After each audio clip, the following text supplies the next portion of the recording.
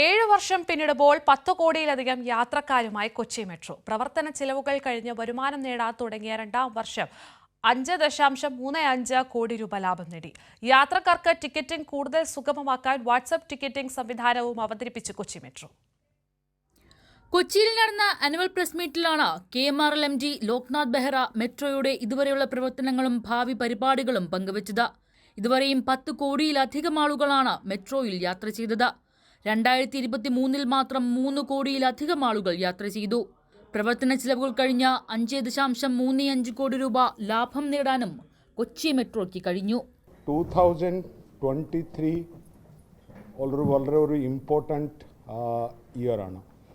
കാരണം അപ്പോൾ ഈ സമയത്തെ നമുക്ക് 10 crore ആൾക്കാരെ മെട്രോയിലെ യാത്ര ചെയ്തു. ഫ്രം 2017 ജൂൺ 17 തുടങ്ങിയിട്ടുള്ള മെട്രോയിലെ.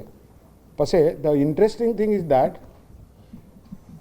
ഈ വർഷം 2023 out of this 10 crores 3,11,69,077 people only travelled in 2023.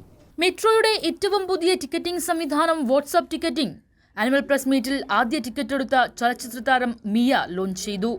ഇനി വാട്സ്ആപ്പ് ഉപയോഗിച്ച യാത്രക്കാർക്ക് സുഗമമായും കാത്തുനിൽക്കാതെയും ടിക്കറ്റ് എടുക്കാൻ സാധിക്കും.